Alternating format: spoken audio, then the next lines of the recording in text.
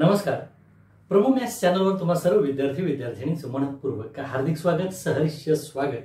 विद्यार्थी मित्रांनो, आज आपण इयत्ता 10वी गणित भाग 2 मधील प्रकरण 3 वर्तुळ सर्कल मधील प्रॉब्लेम सेट सुरू केलेला आहे. 59 व्हिडिओ नंबर पासून आपण प्रॉब्लेम सुरू केलेला आहे. आजचा व्हिडिओ हा 60वा व्हिडिओ आहे. 60व्या व्हिडिओमध्ये आपण आज पुढील प्रश्नांनी सुरुवात करणार आहोत. ओके, तर चला बघूया प्रश्न क्रमांक 7. काय सांगितलं बघा. सोबतच्या आकृतीत केंद्र एक्स आणि वाय असलेली वर्तुळे परस्परांना बिंदू झेड मध्ये स्पर्श करतात. बिंदू झेड मधून जाणारी वृत्तछेदिका त्या वर्तुळांना अनुक्रमे बिंदू ए व बिंदू बी मध्ये छेदते. तर सिद्ध करा एक्स ए समांतर बी वाय. खाली दिलेली सिद्धता रिकाम्या जागा भरून पूर्ण सिद्धता लिहून काढा. रिकाम्या जागा तुम्हाला दिलेल्या आहेत मित्रांनो, मी अगोदरच फळ्यावरती नोट डाऊन करून ठेवलेल्या आहेत. तर या रिकाम्या जागा भरत असताना लक्षात असं घ्या की रिकाम्या जागाच्या ऐवजी नुसता जरी प्रश्न आला तरी सुद्धा तो तुम्हाला सोडवता आला पाहिजे. 4 ते 5 मार्कासाठी हा प्रश्न येऊ शकतो. प्रश्न क्रमांक 4 किंवा 5 मध्ये आपला 6वा प्रश्न आहे. ते 6व्या प्रश्नाची आकृती इथं आहे. यानंतर आपण 6वा प्रश्न लगेच बघूया. 7व्या प्रश्नाची आकृती या ठिकाणी आहे. सेमीचा प्रश्न राहिला बघा. सेमीचा प्रश्न. In the adjoining figure circle with centers x and y touch each other at point z. A secant passing through z intersect the circle at points a and b respectively. Prove that a radius xa parallel radius yb. Fill in the blanks and complete the proof. बघा काय सांगितलंय. Construction draw segment X Z.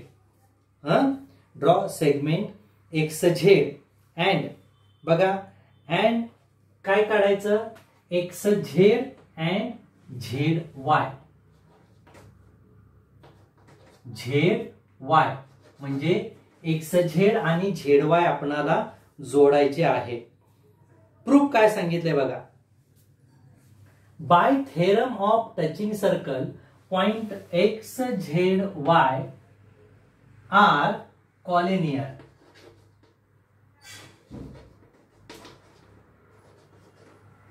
काय आहेत हे? Collinear आहे, एक रेषीय आहे. त्यानंतर तुम्हाला सांगितलंय एक्स झेड वाय कुठे आहे बघा. एक्स झेड ए आहे हा. याचा हा डॅश डॅश अपोजिट म्हणजे हा विरुद्ध कोण आहे बघा. कोण बी झेड वाय. कोण बी झेड वाय. त्यानंतर तुम्हाला सांगितलंय let X Z A is equal to B Z Y. X Z A is equal to B Z Y. A नाव seg X A here is equal to seg X Z. का? Radii of same circle. Of same circle म्हणजे काय? एकाच वर्तुळाच्या त्रिज्या. म्हणून x A Z या कोणाला एकरूप कोण एक्स झेड ए. का बरं?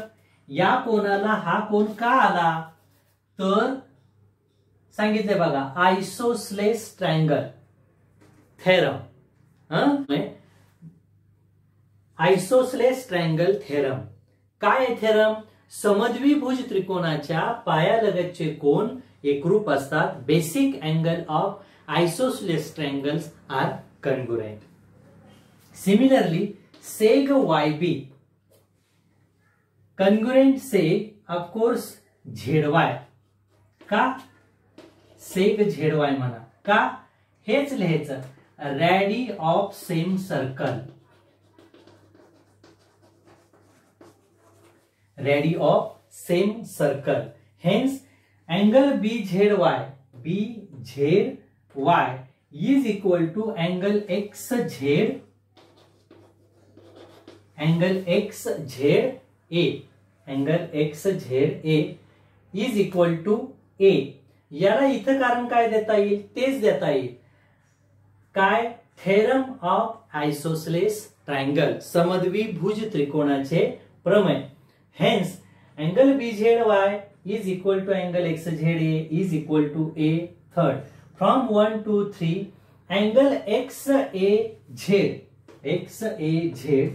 congruent angle YBZ, congruent angle YBZ,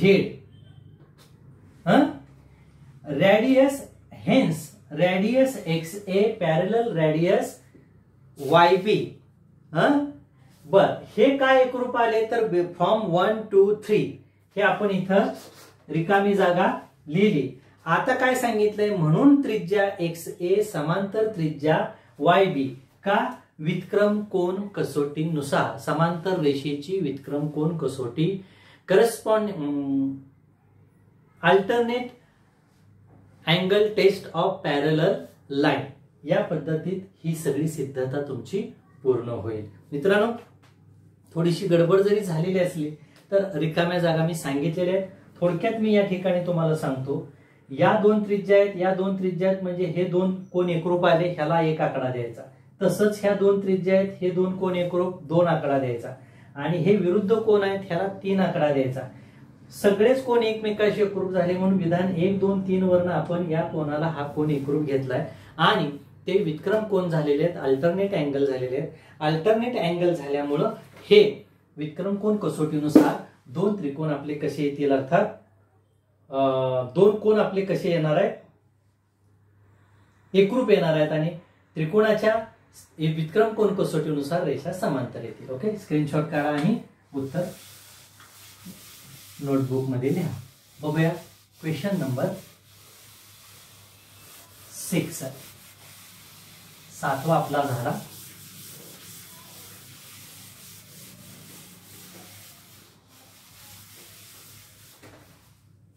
question number 6 काय सांगितलंय बघा. केंद्र N असलेले वर्तुळ केंद्र M असणाऱ्या वर्तुळाला बिंदू T मध्ये स्पर्श करते. मोठ्या वर्तुळाची त्रिज्या लहान वर्तुळाला बिंदू S मध्ये स्पर्श करते. बघा तुम्ही पण, जर मोठ्या व लहान वर्तुळाच्या त्रिज्या अनुक्रमे 9 सेमी व 2.5 सेमी असतील तर खालील प्रश्नांची उत्तरे शोधा. मित्रांनो, ही 2.5 आहे आणि R पासून M टोटल किती दिले आहे, 9. असा असेल तर तुम्हाला MT शोधायचा आहे, MT. आणखी तुम्हाला काय शोधायचं आहे, MN. कुठे आहे बघा, MN आणि MT पण शोधायचा आहे, MT पण शोधायचा आहे. शिवाय कोण NSM, NSM. चला बघूया सेमीचा प्रश्न वाचतो मित्रांनो एकदा. बघा सेमीचा प्रश्न काय आहे. In figure circle with centre M touch the circle with centre N at point T, radius RM touches the smaller circle at S. A radius of circle are 9 cm and 2.5 cm. Find the answer to the following question. Hence, find the ratio MS as to SR. Find the length of segment MT. Find the length of MN and find the measure of angle NSM. आता NSM आपणाला परत एकदा आपण बघूया. NS 2.5 वर्तुळाची त्रिज्या आहे, RM आपली टोटल 9 आहे. आता आपणाला पहिला प्रश्न विचारलाय MT किती आहे. MT तर MT किती असणार आहे, रेडियस ऑफ सेम सर्कल. म्हणून मी इथं लिखाणात करतो पहिल्यांदा MR is equal to MT radius of same circle, एकाच वर्तुळाच्या त्रिज्या.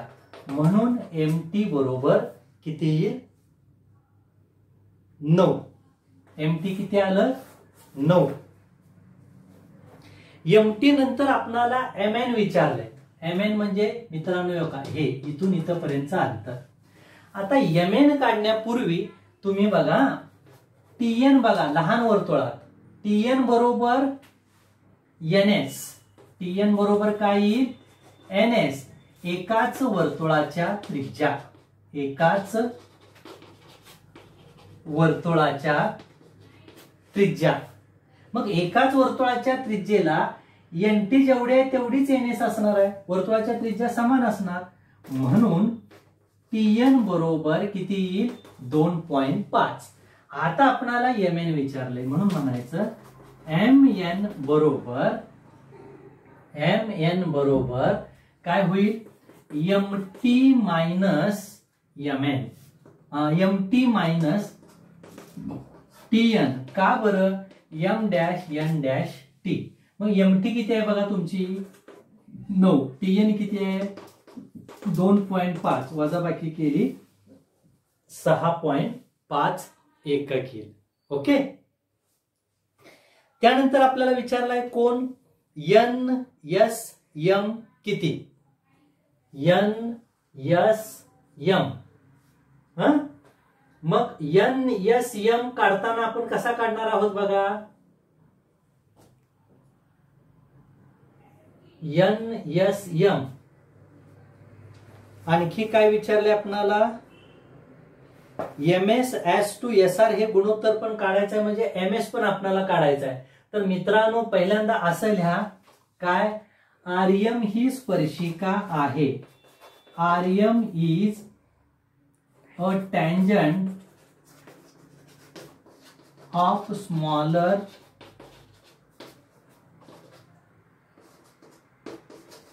सर्कल, hence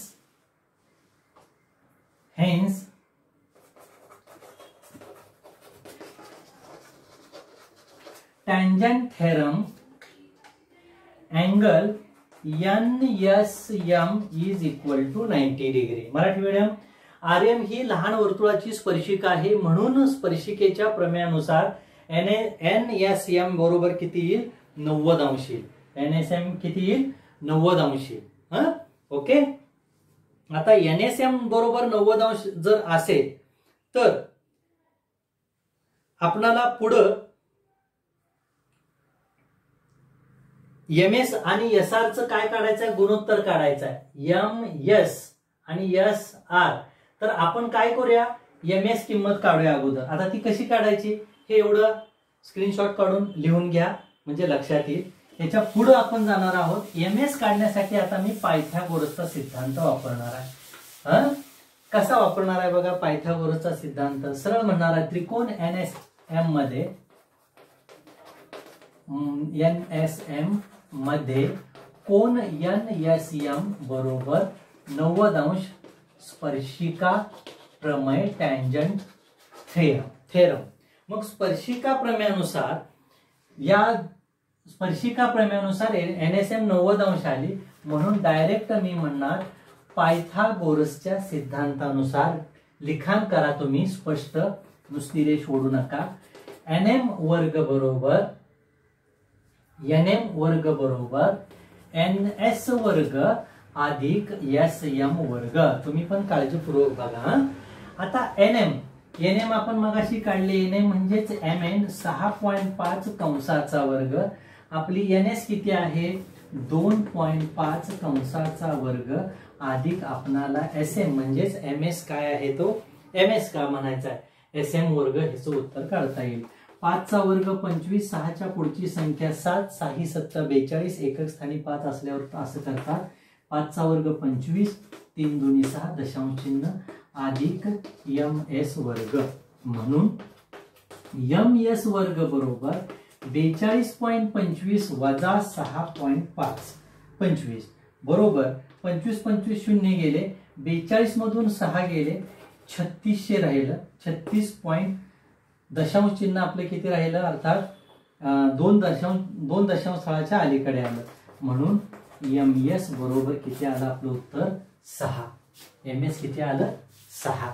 आणि आता आपणाला विचारलंय hence M S upon S R is equal to 6 upon S R किती येईल. आता एस आर आपल्याला अगोदर काढून घ्यावं लागेल मित्रांनो. काढूया आपण अगोदर एस आर काढूया. मग एस आर काढण्यासाठी काय म्हणावं लागेल एम एस चा तुकडा अधिक एस आर चा तुकडा बरोबर एकूण एम आर चा तुकडा. म्हणून एम आर किती आहे 9, एम एस किती आलं आपलं 6 अधिक एस आर. म्हणून एस आर बरोबर उत्तर 3 आलं. आता काय विचारले गुणोत्तर आपणाला, M S S to S R is equal to M S किती आहे 6 एस टू एस आर किती आहे 3, म्हणजेच 3 दुनी 6 2 1. उत्तर किती येईल 2 1. ओके, मला वाटतंय आपण 6वा आणि 7वा प्रश्न कव्हर केलेला आहे. बघूया क्वेश्चन नंबर 8. केंद्र एक्स व वाय असणारी अंतःस्पर्शी वर्तुळे बिंदू झेड मध्ये स्पर्श करतात. रेख बीझेड ही मोठ्या वर्तुळाची जीवा लहान वर्तुळाला ए मध्ये छेदते, तर सिद्ध करा AX समांतर BY. मग हे आपण 7वा प्रश्न पहिल्यांदा सोडवला ना, सेम टू सेम तसाच प्रश्न आपल्याला सोडवायचा आहे मित्रांनो. In figure circle with centre X and Y touch internally at point Z. Sec BZ is a chord. Sec BZ is a chord of bigger circle and it intersect smaller circle at point A. Prove that AX parallel BY. खूप सोपा प्रश्न आहे, फक्त काळजीपूर्वक बघायचं. पहिल्यांदा आपण construction करायची. काय करायची कन्स्ट्रक्शन, इथं लिहा कन्स्ट्रक्शन, रचना. मराठी मीडियम काय लिहायचं, रचना, construction. Draw XZ and YZ.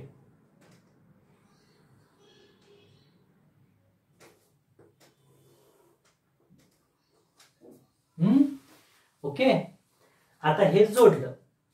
आता जरा पहिल्यांदा मी समजावून सांगतो तुम्हाला आपणाला कसं जायचंय. विक्रम कोण कसोटीनं अल्टरनेट अँगल टेस्ट आपण जाणार आहे. ते कसं बघा, लहान वर्तुळात XZ बरोबर AX म्हणणार मी. का, लहान वर्तुळाच्या त्रिज्या. परत या कोणाला हा कोण एकरूप. का, कारण पायालगतचे कोण समद्विभुज त्रिकोणाचे प्रमेय. मग आता समद्विभुज त्रिकोणाचे प्रमेय म्हटल्यानंतर ह्याला एक आकडा द्यायचा. आता मोठ्या वर्तुळात या. आता मोठ्या वर्तुळात काय होणार आहे, ZY बरोबर BY. ह्या पण रेडियस ऑफ सेम सर्कल. मग या कोणाला हा कोण एकरूप. का, पायालगतचे कोण, बेसिक अँगल, समद्विभुज त्रिकोणाचे प्रमेय.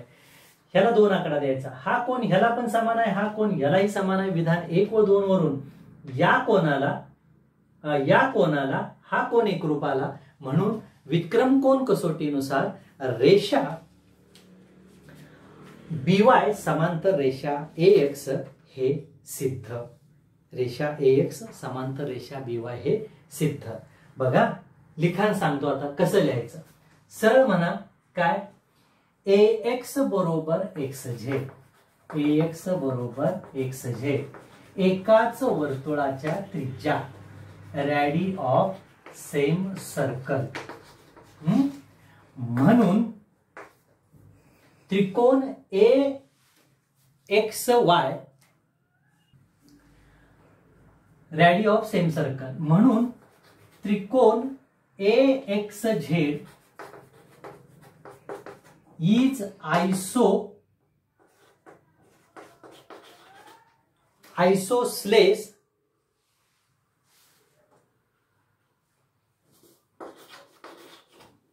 ट्रायंगल. आइसोसेलेस ट्रायंगल समद्विभुज त्रिकोण आहे. म्हणून कोण XAZ कॉन्ग्रुएंट अँगल XZY. का, पायालगतचे कोण. ह्याला एक आकडा द्यायचा. काय म्हणायचं, पायालगतचे कोण, बेसिक अँगल किंवा समद्विभुज त्रिकोणाचे प्रमेय, थेरम ऑफ आइसोसेलेस ट्रायंगल असंही म्हटलं तर चालेल. बघा इथपर्यंत समजलं का. आता मोठ्या वर्तुळात जायचं. मोठ्या वर्तुळात पण मी असंच लिहिणार आहे. काय बघा, YZ बरोबर BY. YZ बरोबर BY एकाच वर्तुळाच्या त्रिज्या, रेडी ऑफ सेम सर्कल. एकाच वर्तुळाच्या त्रिज्या. म्हणून त्रिकोण BYZ, त्रिकोण BYZ हा समद्विभुज त्रिकोण आहे. कसला त्रिकोण आहे? समद्विभुज त्रिकोण आहे. आयसोस्लेस ट्रँगल आहे. ट्रँगल शब्द लिहा. बर, मग म्हणून मी म्हणणार आहे कोण YZA किंवा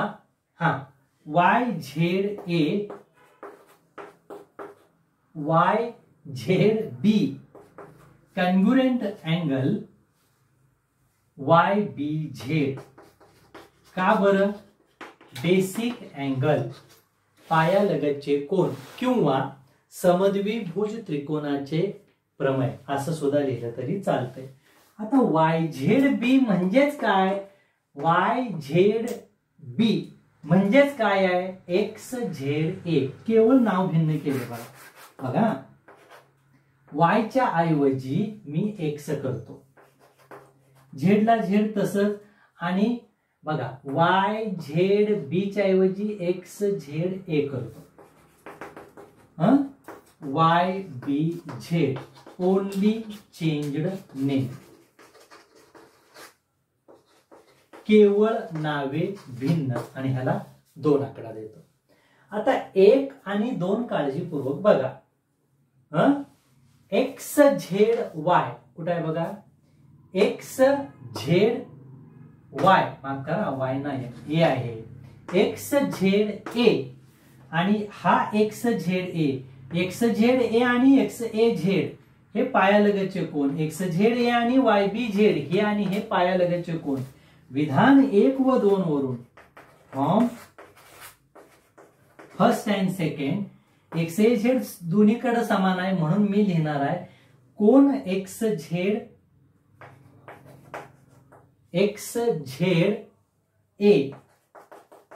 एकरूप कोन, माफ करा 1 व 2 वरून बघा XZA ला हे आलं म्हणजे हे येणार आहे. कोन XAZ एकरूप कोन YBZ. YBZ आणि XAZ म्हणजे हे कसले कोण झाले?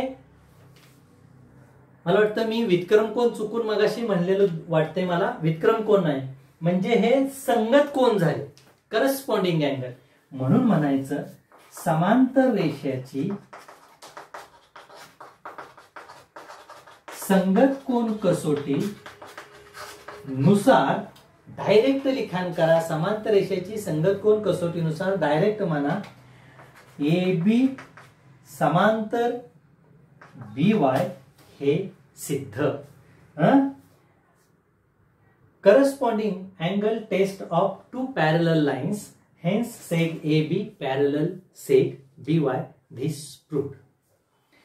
मित्रांनो, आकृतीत बघून सुद्धा न लिहिता तुम्हाला जर सिद्धता तोंडी सांगायला आली तर सिद्धता लिहायला येते. म्हणजे कसं? आकृतीत बघत बघत कशी सांगता आलं पाहिजे. बाबा हे रेषा जोडायच्या, हे समान आहे, एकरूप आहे, पायालगतचे कोन 1 आकडा दाखवा. मोठ्या त्रिकोणात हे समान आहे, पुन्हा पायालगतचे कोन दाखवा. हा कोन याला समान आला, हा कोन याला समान आला, 1 व 2 वरून हे कोन आले, हे संगत कोन दाखवायचे, करस्पॉन्डिंग अँगल दाखवायचे. करस्पॉन्डिंग अँगल टेस्ट न हे एकरूप होईल. स्क्रीनशॉट काढा आणि हे उत्तर तुम्ही तुमच्या वहीमध्ये लिहा. ओके, बघूया या व्हिडिओ मधला शेवटचा प्रश्न, प्रश्न क्रमांक 9. बघा प्रश्न क्रमांक 9 काय सांगितलाय? प्रश्न क्रमांक 9 बघा. In figure line L touches the circle with center O at point PQ is the midpoint. Q is the midpoint आहे बरं का. म्हणजे हे एकरूप झाले, कॉन्ग्रुएंट झाले. Radius OP, RS is a chord through Q such that chord RS parallel line L this line and this line is parallel line. If RS is equal to 12, find the radius of the circle. वर्तुळाची आपल्याला त्रिज्या काढायच्या. काय सांगितलंय? रेषा L ही केंद्र O असलेल्या वर्तुळाला बिंदू P मध्ये स्पर्श करते. बिंदू Q हा त्रिज्या OP चा मध्यबिंदू आहे. Q हा OP चा मध्यबिंदू आहे. Q ला सामावणारी रेषा RS समांतर रेषा L आहे. जर RS बरोबर 12 सेमी असेल तर वर्तुळाची त्रिज्या काढा. RS किती आहे? 12. तर मी आता असं म्हणेन, पहिल्यांदा तुम्हाला समजावून सांगतो. P जवळ 90 अंशाचा कोन आहे. P जवळ 90 अंशाचा कोन आहे. RS समांतर रेषा L आहे म्हणजे हे सुद्धा 90 अंशाचंच आहे गुणधर्मानुसार. आता हे 90 अंश झालं म्हणजे स्पर्शिका वर्तुळाच्या केंद्रातून जीवेवर टाकलेला लंब जीवेस दुभाग तो प्रमेय आहे. म्हणून हा तुकडा आणि हा तुकडा समान झाला म्हणजे हे 6 आलं, हे 6 आलं. OP मोठी त्रिज्या आहे म्हणजे OQ तुमची R आली. OQ किती आली? R आली. आणि OS तुमची R अर्थात ही R/2 आली. पायथागोरसचा मी सिद्धांत वापरणार आहे आणि उत्तर काढणार आहे. बघा मी काय काय सांगितलं तुम्हाला लिहून पण दाखवतो म्हणजे तुमच्या लक्षात येईल. पहिल्यांदा मी म्हणणार आहे OP लंब लाईन L,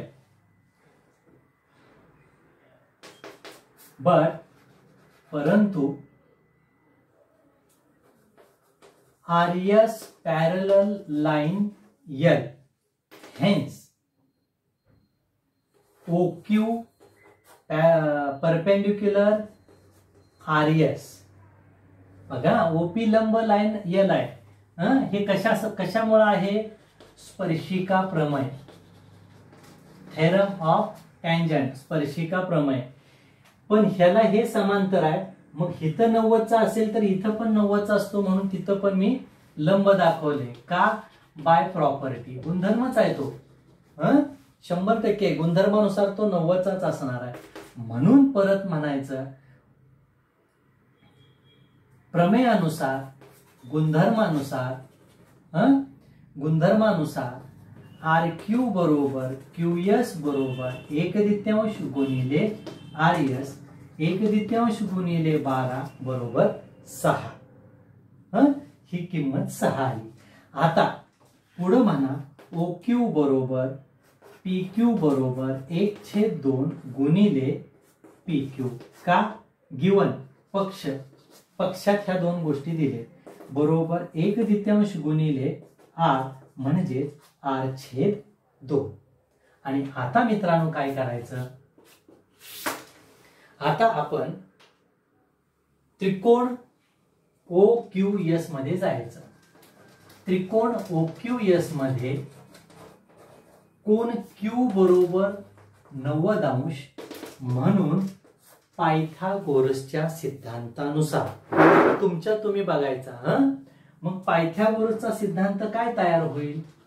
OS वर्ग बरोबर OQ वर्ग अधिक QS वर्ग. किमती ठेवा. OS आपली R वर्ग येईल, OQ आपली R/2 कंसाचा वर्ग येईल आणि हे उत्तर येईल 6चा वर्ग. R चा वर्ग वजा R वर्ग छेद 4 बरोबर 36 येईल. पक्षांतर केलं वर्गाचं. तिरकस गुणाकार LCM करा. 4R वर्ग वजा R वर्ग छेद 4 बरोबर 36 येईल. म्हणजेच 3R वर्ग बरोबर 144 येईल. ह्या 4चं पक्षांतर मी तिकडे केलं म्हणजेच 36 चोक 44 हे झालं. R बरोबर 3 चोक 12, 2 उरले, 3 8 24. फोड करा. 48 ची फोड आली 16 गुणिले 3 आणि R तुमची आली 4√3. मित्रांनो काळजीपूर्वक व्हिडिओ बघा. प्रकरण थोडस जरी तुम्हाला टफ वाटत असेल तर व्हिडिओ फक्त एकदा बघण्याऐवजी 2-2 वेळा नक्की बघा.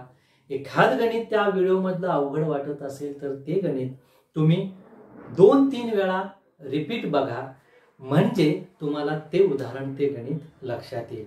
मी तुम्हाला सोप्यात सोपं करून सांगण्याचा प्रयत्न करतोय. तुम्हाला नक्कीच मी शिकवतोय, मी मार्गदर्शन करतोय हे लक्षात येत असेल. हे गणित आपण कसं सोडवलं एक शॉर्टकट मध्ये पुन्हा एकदा सांगतो. ही त्रिज्याचा आहे, ही त्रिज्याचा एकाच वर्तुळाच्या त्रिज्या ही r आहे. क्यू मध्यबिंदू दिलाय म्हणून r/2 r/2 इथं 90 अंश झालं आणि ही रेषा ह्याला समांतर दिली आहे. इथं 90 म्हणजे हे पण 90 असणार आहे, म्हणून हे दोन तुकडे समान झाले आणि हे 12 दिले म्हणून हे 6 पायथ्याचा सिद्धांत वापरून r ची किंमत 4√3 सांगितली. माझं मार्गदर्शन तुमच्या नक्कीच लक्षात येत असेल. अजूनही चॅनल सबस्क्राईब केला नसेल तर चॅनल तेवढा सबस्क्राईब करा. चॅनल सबस्क्राईब केल्यानंतर नवीन नवीन जे मी ह्या प्रकरणाचे व्हिडिओ अपलोड करणार आहे किंवा इतर व्हिडिओ अपलोड करणार आहे ते व्हिडिओ तुम्हाला पाहता येतील. युट्यूबवर एकदा तुम्ही माझ्या प्रभू मॅथ्स या फोटोवर जर टच केलं तर टच केल्यानंतर तुम्हाला होम नंतर वरच्या बाजूला तुम्हाला प्ले लिस्ट दिसते. प्ले लिस्टवर क्लिक केलं तर एकदम सगळे व्हिडिओ तुम्हाला पाहायला मिळतील. ओके. एखाद्या विद्यार्थ्याला जर प्रत्येक प्रकरणाचे वेगवेगळे अशा प्रकारचे व्हिडिओ हवे असतील, एकाच प्रकरणाचे व्हिडिओ हवे असतील तर एकाच प्रकरणाचे व्हिडिओ मी तुम्हाला व्हॉट्सअपवर शेअर करेन. माझा व्हॉट्सअप नंबर तुम्हाला स्क्रीनवर दिसतोच आहे. धन्यवाद. Thank you very much.